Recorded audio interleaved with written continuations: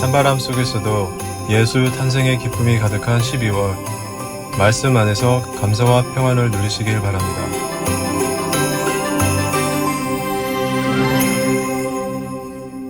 안녕하세요, 성도 여러분. 12월 19일 금요일 말씀 묵상 시작하도록 하겠습니다.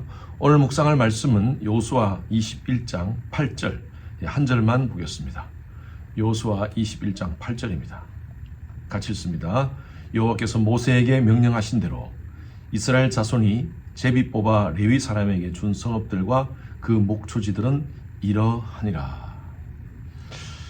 우리가 신앙생활을 하면서 특히 신앙의 성장을 위해서 가장 중요한 두 단어가 있다면 저는 믿음과 순종이라고 봅니다. 믿음과 순종은 동전의 양면 같습니다. 믿음이 있다면 순종하는 것이죠. 이 순종이라는 것은 순순히 따른다라는 것입니다.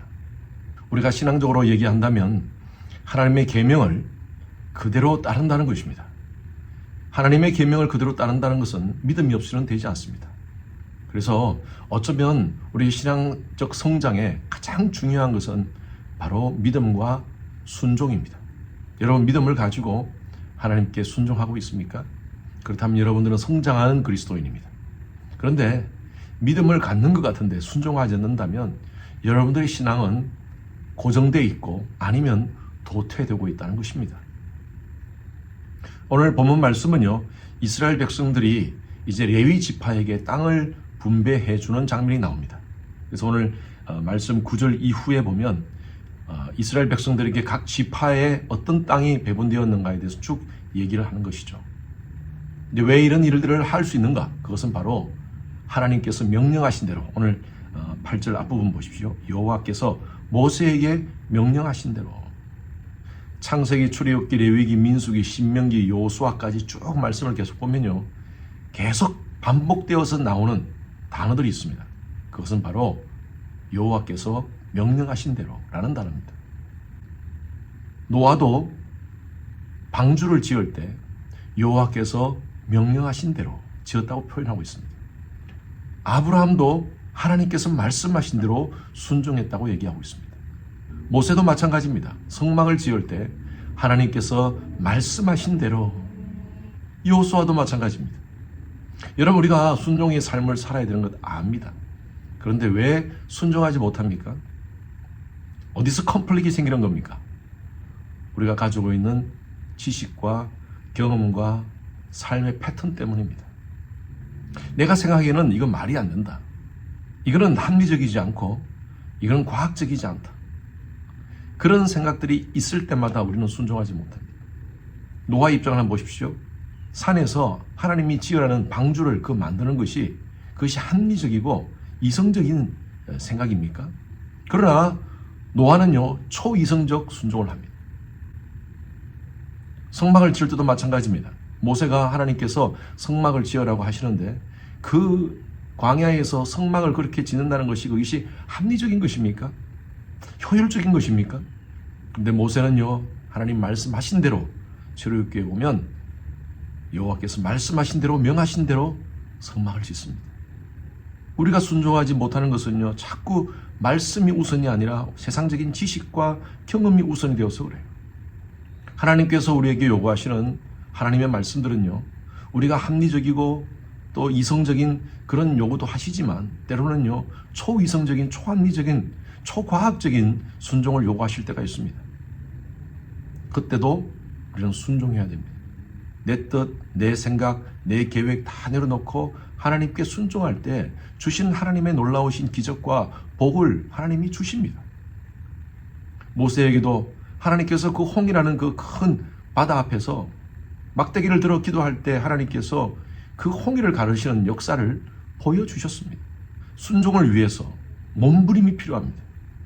노력해야 된다는 것이죠. 왜? 하나님께서 요구하시는 것은 때로는 우리의 생각과 우리의 뜻과 우리의 계획과 맞지 않을 때가 있다는 것입니다. 어제 아내가 저한테 이런 얘기를 했어요. 여보, 당신 나 사랑해? 그런 얘기를 해요. 그래서 제가 그럼 사랑하려고 열심히 노력하고 있지. 제가 그 말 때문에 아내가, 아니 어떻게 당신은 마음에서 우러나는 사랑을 해야지 어떻게 사랑을 노력을 하냐 라고 얘기를 하길래 제가 난처했습니다. 이거 어떻게 표현해야 될지. 그러면 여보, 내가 어떻게 당신을 사랑할까? 이 표현 말고 다른 표현이 뭐가 있을까? 라고 얘기했습니다. 그래서 너무나 답답해가지고 제 아내가 챗GPT에 물어봤습니다. 남편이 아내를 위해 사랑하기 위해서 노력한다는 표현이 맞느냐? 챗GPT가 정확하게 얘기를 해줬습니다. 사랑은 마음에서 우러나는 것이지만 그 사랑을 지속하기 위해서는 노력이 필요하다 라고 얘기를 해줬어요. 와우! 그래서 제가 위기의 순간을 넘겼습니다. 여러분, 그래요. 하나님 말씀에 순종해야 됩니다. 그런데 우리가 가지고 있는 여러 가지 많은 내 뜻과 내 생각, 내 계획과 컨플릭이 되는 그 순간에는요, 내가 몸부림치셔야 돼요. 노력하셔야 돼요. 하나님의 뜻을 받아들이도록, 하나님의 말씀에 내가 순종하도록. 신앙은요, 몸부림이라고 제가 늘 말씀드리지 않습니까? 하나님 앞에서 우리는 몸부림치셔야 됩니다. 때로는 하나님께 순종하는 것이 미련해 보일 수가 있어요. 고린도전서 1장에 보면요, 십자가의 가르침, 하나님 말씀에 순종하는 것은 세상 사람들이 보기에는 미련한 것이 보이지만 하나님 앞에서는 능력이라고 했습니다. 하나님 말씀에 순종하는 것, 주일날 일어나지 않고 주일을 성수하는 것, 예배를 드리는 것. 세상 사람들이 보기에는 나가서 돈 벌면 더 많은 것을 벌 수 있는데, 나가서 골프 치고 하면 몸도 건강해지는데 어떻게 예배 드리느냐고 하지만, 우리가 하나님 앞에서 예배 드리는 것을 우선할 때 하나님이 주시는 영적 육적인 복을 세상 사람들은 바라보지 못해요. 세상 사람들이 미련하게 바라보더라도 하나님 말씀에 순종하는 것이, 그것이 우리의 삶 가운데 더 큰 능력으로 다가올 줄로 믿습니다. 순종이 제사보다 낫고 듣는 것이 수양의 기름보다 낫다고 말씀하고 있습니다. 여기서 두 가지가 나옵니다. 순종과 제사입니다. 이것은요, 제사가, 하나님께 드리는 예배가 순종보다 덜하다, 이런 의미는 아닙니다. 오늘날 많은 사람들이 교회에 나와서 예배는 드려요. 종교적인 행위를 합니다. 그런데 하나님 말씀에 순종하지 않는다는 거예요. 이것을 강조하기 위해서 성경은 우리에게 말씀하시는 거예요. 순종하는 삶을 살아가는 거예요. 나의 계명을 지키는 자라야 나를 사랑하는 자라. 하나님을 정말 사랑한다면요, 하나님 말씀을 지키려고 몸부림치셔야 합니다. 여러분, 순종이라는 것은 하나님 말씀을 지키는 겁니다. 오늘 이 아침에 하나님께서 우리에게 순종하라고 하십니다. 여러분들에게 무엇을 순종하라고 하십니까? 한번 결단하는 시간을 가졌으면 좋겠어요. 우리가 부르는 찬양이 있지 않습니까? 말씀 앞에서 경외함으로. 하나님을 경외하는 자들은요, 하나님 말씀 앞에 서 있는 자들입니다. 말씀 앞에 서 있는 자들은요, 그 말씀에 아멘으로 순종합니다. 내 뜻과 내 계획, 나의 삶의 모든 것들을 내려놓고 도저히 이것을 현실적으로는 맞지 않는 것 같지만 하나님의 능력을 믿기에, 하나님의 자녀를 사랑하시는 하나님의 사랑을 믿기에 우리가 순종하는 것입니다. 오늘도 순종함으로 하나님께 영광을 올려드리고 여러분 삶 가운데 복을 누리는 하루의 삶이 되시기를 주님 이름으로 축원합니다. 주님, 감사합니다. 순종합니다.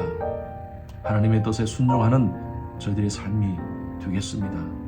오늘 이 결단, 주님 앞에 서는 그날까지 변치 않는 결단 되게 하여 주시옵소서. 감사하며 예수 그리스도 이름으로 기도했습니다. 아멘. 금요일은 예배를 위해서 기도하는 시간입니다. 저의 설교를 위해서 기도해 주시기 바랍니다. 은혜와 능력을 더해서 말씀을 준비할 때나 말씀을 선포할 때 놀라운 성령의 역사를 경험하는 그런 시간 될 수 있도록 기도 부탁드립니다. 두 번째로, 교육부 청년 EM 모든 설교자가 성령의 지혜로 복음적인 메시지를 선포할 수 있도록 기도 바랍니다. 세 번째로, 기도 맡으신 우리 장로님들, 또 모든 안수 집사님들, 모든 예배 봉사자가 예수님 사랑하는 동기로 감당할 수 있도록 찬양대, 찬양팀, 미디어, 예배 안내, 교사, 세가족, 통역, 재정 모든 사역들 주님 사랑하는 동기로 섬길 수 있도록 기도 바랍니다. 함께 기도하시겠습니다.